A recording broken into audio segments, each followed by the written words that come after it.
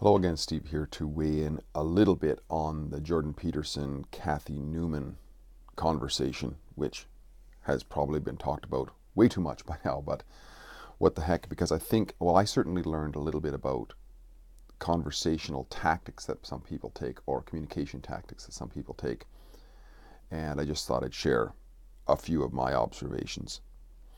The first observation, of course, was the tactic that Cathy Newman was using, which was this constant, almost never ending and actually escalating at a certain point. So what you mean is, so what you mean is, so what you mean is, even though what she was putting back was not what Peterson said, it was somewhat related. And this is a tactic I find that, pretty much everybody who has a dedication to truth and then begins talking to people who are a little bit nervous of the truth because truth threatens their certain situation, is this will come up fairly often. And I think it's an attempt to bait somebody, right? It's like when you put a worm on the end of a hook and you put it in the water. It's not that you want to feed the fish. The fish thinks it's food, it goes for the bait, and then you pull the fish where it doesn't want to go. It doesn't want to go into your fishing basket, right? But that's where it ends up. So what you mean is, see, a question is it's leading, first of all. So when somebody asks a question, we feel compelled to answer because we're often not trained that we don't have to answer a question. That's optional. But so the question is framed in such a way to pull the other person out towards the question, to address the question. Just like the hook is used to lure, or the bait is used to lure the fish towards the hook. And then once the fish is hooked, then it can be pulled. So that luring attempt is to bring the person into some sort of a trap, which is either the trap could be for various different reasons. It could be actually, it doesn't even have to be malevolent. It could be benevolent.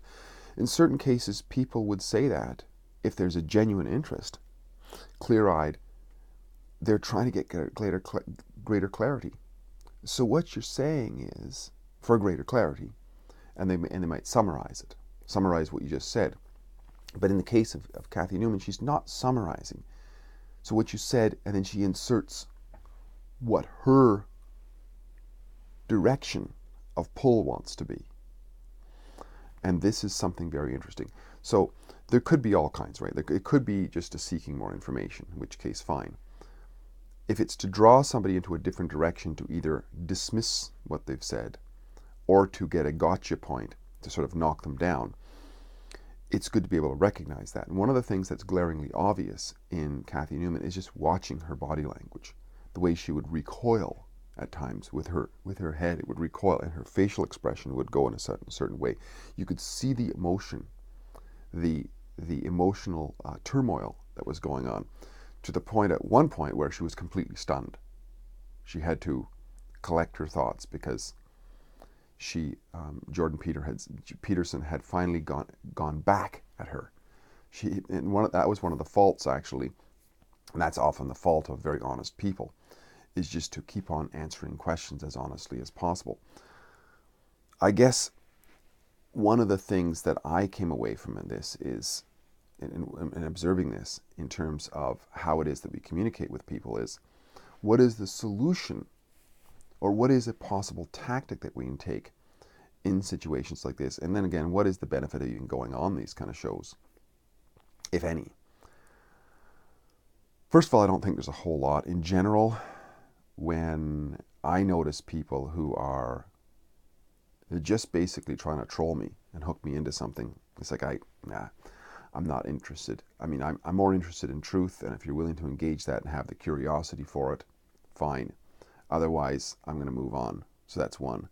So in the case of, if I had an audience like Jordan Peterson, I don't know, maybe I would say, I won't bother going on a state-owned organization, which obviously has an agenda. I just looked it up, actually. Channel 4 is owned by a corporation that is owned by the Department of Culture, Media, and Sports in England. So it's basically a government entity, which it's a cultural entity. I mean, what do they want to do? They want to destroy men. They want to destroy a pillar of society, which is men. So bringing a guy like Jordan Peterson on, obviously they got to trot out their head general, this whatever her name is, Cathy Newman, to try to take him down, and she was very ill prepared. But I think so was Jordan Peterson, because I think the only benefit, I don't know, well, I mean, there's lots of benefit. He got lots of views, I suppose, and of course, I don't think he was going to win over many people anyways. But one of the things maybe that could be used, one of the tactics that could be used is a version of the hitch slap, which is what Christopher Hitchens used to often do when he was in a public setting giving a presentation, in a debate or a question and answer. Like sometimes there'd be a question and answer coming from the crowd. And there was times when Hitchens would not address the person asking or the person making the comment because it was so incredibly asinine. He'd say something like, "There you go." And then he'd go on to explain what had just happened, as in solidifying his strength, right? And he could have done that a couple of times when she was bringing in this idea of don't we need more feminine strength in corporations, in leaders in corporations or whatever. He could have done, because his and she was making the point that women can't get ahead because they're women. That was my understanding, ways. That was what she was trying to lead him into, and therefore we have to prop up women. And he could have turned to his crowd, because his crowd is all going to watch that. Jordan Peterson's followers, many of them are going to watch how he performed there. He could have turned to the camera rather than turning to Cathy for a moment and just addressed them with reference. You see what I'm talking about? Here it is clearly displayed, right? Here it is. This woman is crying, is being basically is crying foul, is playing victim. And this is what we've been talking about on our videos for years and years. This is the tactic they'll use to get us to back down as men and to be less than men. And in the end, they're unhappy because they want us to back down, but when we back down, we're seen as pussies, and they go on to the guy who doesn't back down anyway.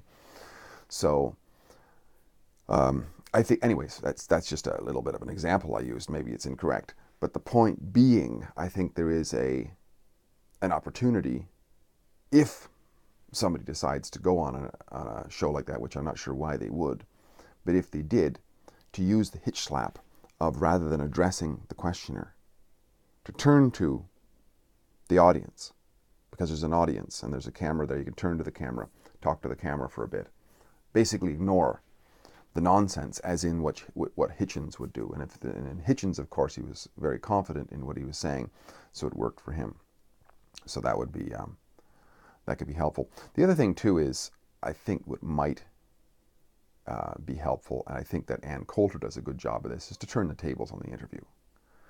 Because a lot of times the decent people of the world who get interviewed by these indecent, corrupt individuals on these state organizations, broadcasting organizations, is they will be polite and continue to answer the question and answer the question and answer the question. Well, how about turning the table once in a while? And actually, Jordan Peterson did that once when I'm not sure if it was a question or a statement, but that's when he really stumped her. So the moment that he flipped the interview, she was shot. She was done. And it took her actually a few seconds to recover. She almost lost it. Now, if he'd done that a few more times, they might have just ended the interview and never aired it, because it was probably a time delay on that. But it was pretty devastating, just a quick flip.